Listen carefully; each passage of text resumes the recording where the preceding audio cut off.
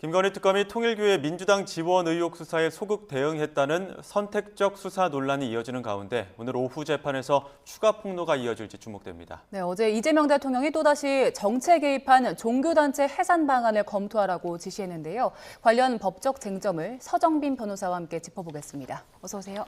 안녕하십니까. 김건희 특검의 선택적 수사라는 그러니까 통일교가 민주당을 지원했다는 의혹과 관련해서 그 특검 측에 어떤 해명을 하고 있고 이 해명이 어느 정도로 좀 납득 가능한지부터 설명을 들어볼까요? 네, 일단 특검 측에서는 윤영호 전 본부장의 진술을 확보하고 나서 그 이후에 해당 건에 대해서는 실제 조사까지는 진행을 하진 않았지만은 여기에 대해서 이제 사건 번호를 부여를 하고 결국에는 이첩까지도 지금 한 상황입니다. 그러니까 특검에서는 이 관련 특검 법을 봤을 때 해당 사건에 대해서 우리 특검이 수사를 할 만한 그런 내용은 아니었다라고 판단을 한 거죠. 일단 특검법에는 여러 가지 특히 김건희 특검법 같은 경우에는 15가지, 16가지 정도의 혐의에 대해서 수사 대상으로 삼고 있는데 그중에 가장 마지막 수사 대상에 해당하는 것이 관련 사건들을 조사를 하면서 수사를 하면서 인지된 사건, 관련성이 있는 사건들에 대해서도 수사 대상으로 삼고 있습니다. 이제 일각에서는 그런 수사 대상에 인지 사건 역시 포함이 되니까 이번 민주당 인사와 관련된 통일교 측과의 그런 커넥션에 대해서 수사가 진행이 되었어야 된다라고 비판을 하는데 이에 대해서 특검 입장에서는 이 특검법의 전체적인 취지라든가 혹은 법률 규정 그리고 판례들을 봤을 때 해당 건은 특검법의 취지와는 어울리지 않는 그래서 별도로 다른 수사기관에서 조사해야 되는 사건이라고 판단을 했다라는 입장입니다. 따라서 이 부분에 대해서 덮으려고 했던 것이 아니라 일단 사건 번호를 부여를 하고 이후에 이첩을 할 예정이었다라는 취지로 반박을 하고 있었습니다.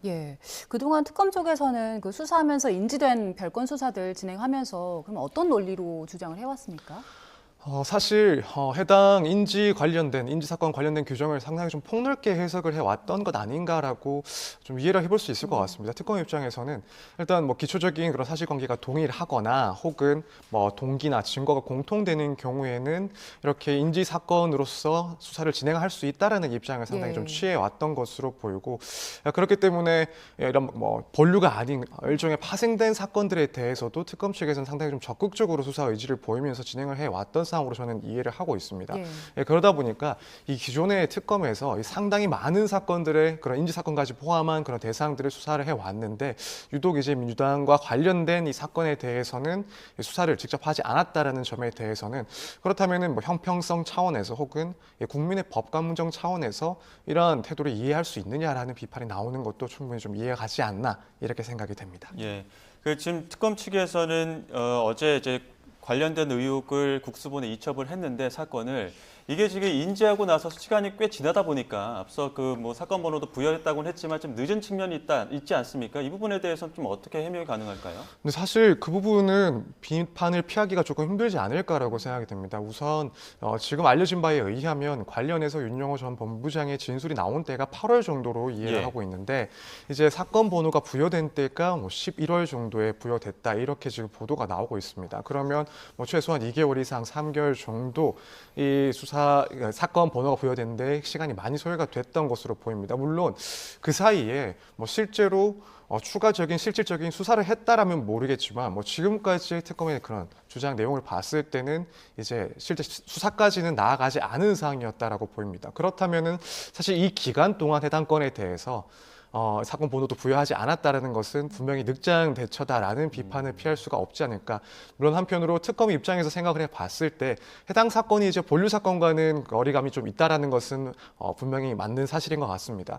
그렇기 때문에 주요 사건들, 특히나 물적으로 또 시간적으로 한계가 있을 수밖에 없는 특검의 입장에서는 이 주 본류 사건들에 대해서 수사가 집중되다 보니까 지금 윤영호 본부장이 추가로 얘기했던 이 해당 건들에 대해서는 미처 시간을 할애하지 못했을 가능성도 분명히 있다라고 보입니다. 그렇기 때문에 이렇게 뭔가 인지를 하고 진행을 시키기에는 조금 시간이 늦어진 것 아닌가. 특히 11월 달이라고 하면 사실 이제 김건희 특검 같은 경우에는 어느 정도 마무리 수순에 접어들 시점이라고도 판단을 할 수 있을 것 같은데 그 시점에서 전체적인 그런 내용을 스크리닝을 하다가 해당 건에 대해서 조금 추후 수사 가능성을 보고 이첩까지 준비를 하느라 시간이 늦어졌을 가능성도 있다고는 생각을 합니다. 다만 그럼에도 불구하고 하고 일단 해당 건의 뭐 실제 지금 파급력을 봤을 때도 결코 쉽게 그리고 좀 눈여겨보지 않고 넘어가기에는 중요한 사안이었던 것은 분명하기 때문에 예. 늑장 대처였다라는 비판은 좀 피하기 힘들지 않을까 이렇게 생각이 됩니다. 예, 말씀하신 그런 늑장 대처 측면이나 편파 수사 측면과 관련해서 국민의힘 쪽에서는